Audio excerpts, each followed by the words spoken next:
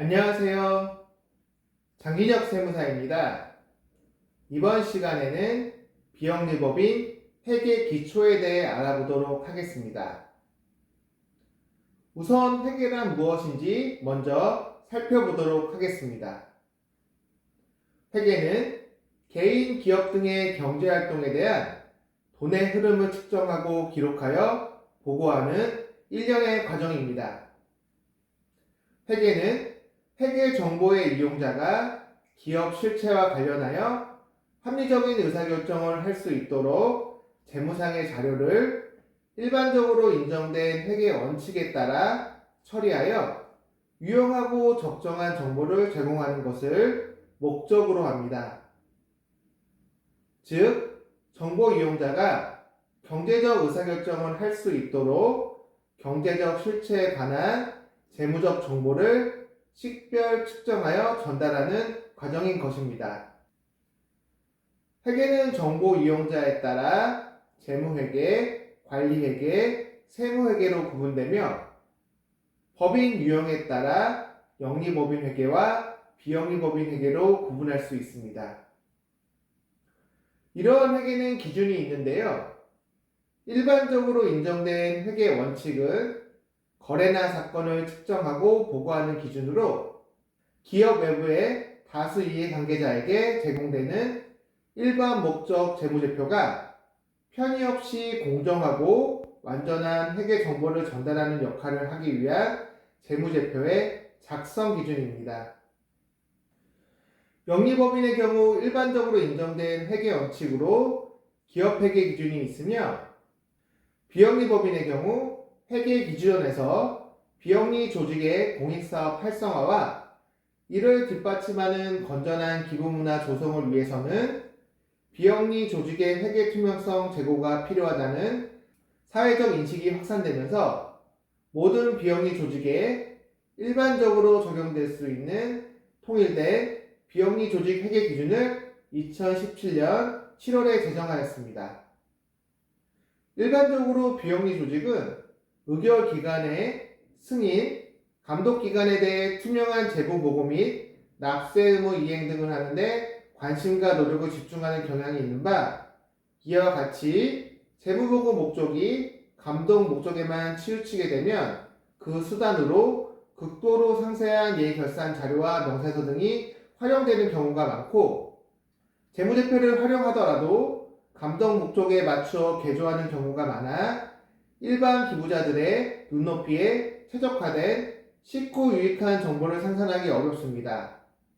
그로 인해 감독만을 위한 재무보고를 넘어서서 비영리 조직에 자금을 제공하는 일반 기부자들을 포함한 다양한 이해관계자들이 쉽게 이해하고 활용할 수 있는 재무정보가 생산될 수 있도록 제도적 대전환이 필요해졌고, 따라서 비영리 조직의 재무보고는 여러 이해관계자들의 정보 수요를 공통적으로 충족시킬 수 있는 필요 최소한의 기본 정보를 체계적이고 이해 가능한 방식으로 제공하는 데 초점을 맞추어 비영리 조직 회계 기준이 제정되었습니다.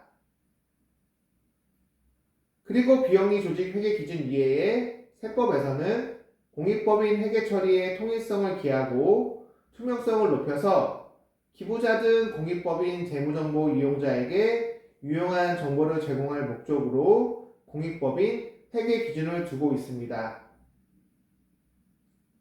비영리 조직 회계 기준은 법인격 유무에 관계없이 영리를 목적으로 하지 않고 사회 전체의 이익이나 공동의 이익을 목적으로 하는 모든 형태의 비영리 조직에 적용하고 있으나 공익법인 회계 기준은 상속세 및 증여세법 제50조 제3항에 따라 총 자산가액이 100억 원 이상으로 과세기간별 또는 사업연도별로 주식회사의 외부 감사에 관한 법률 제3조에 따른 감사인에게 회계감사를 받아야 하는 공익법인과 상속세 및 증여세법 제50조 3에 따라 총 자산가액 5억 원 이상이거나 해당 과세기간 또는 사업연도에 출연받은 재산의 합계액이 3억 원 이상이어서 결산 서류 등 공시 의무가 있는 공익법인이 대상이 됩니다.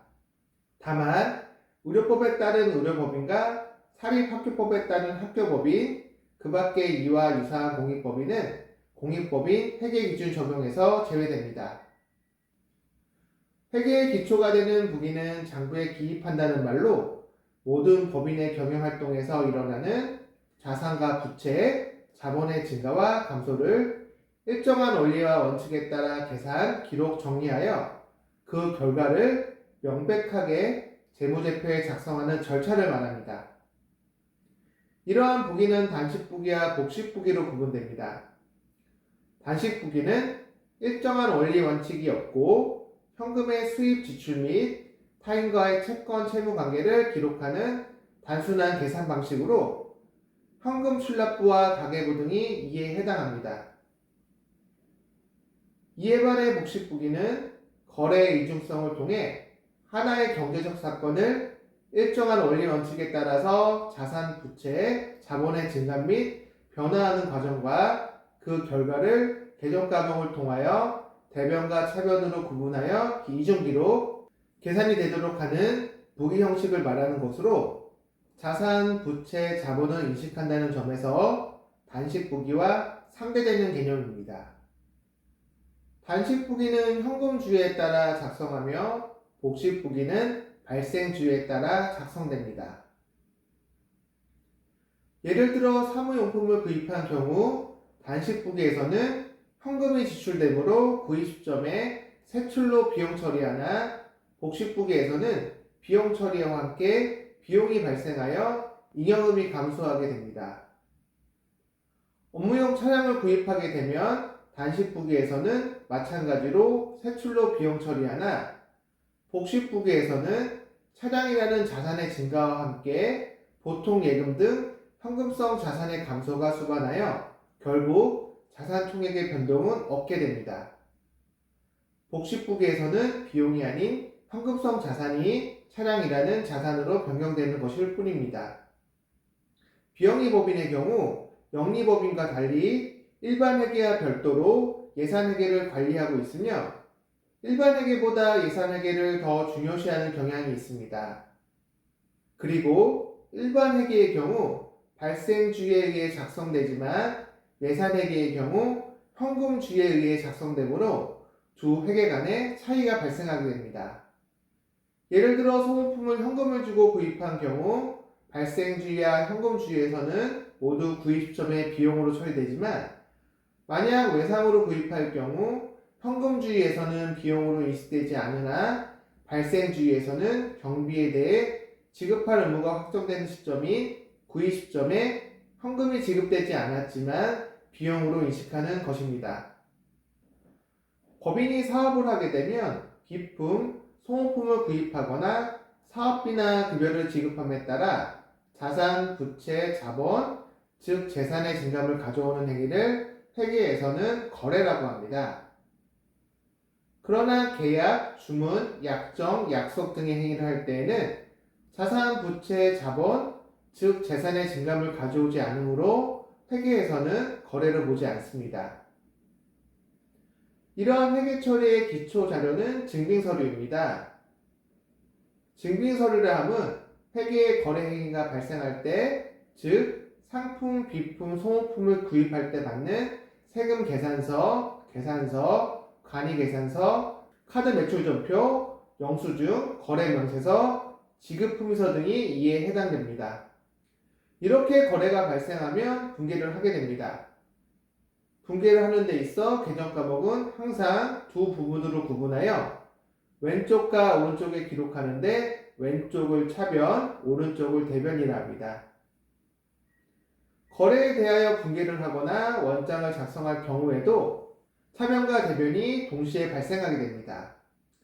거래가 발생하면 회계 거래에 해당되는지 파악하고 거래의 팔 요소에 따라 차변과 대변으로 결정하고 계정 과목과 금액을 기록하는 것을 분계라고 합니다.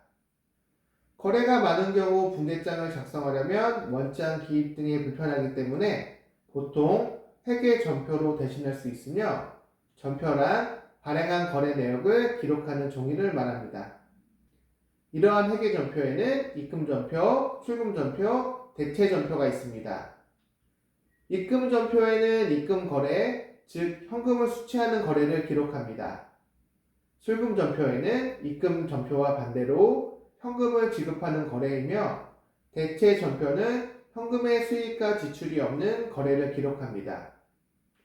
계정별 원장이 마감되면 각 계정별 원장마다 차변과 대변의 합계액을 계산하여 총 계정 원장을 마감하게 됩니다.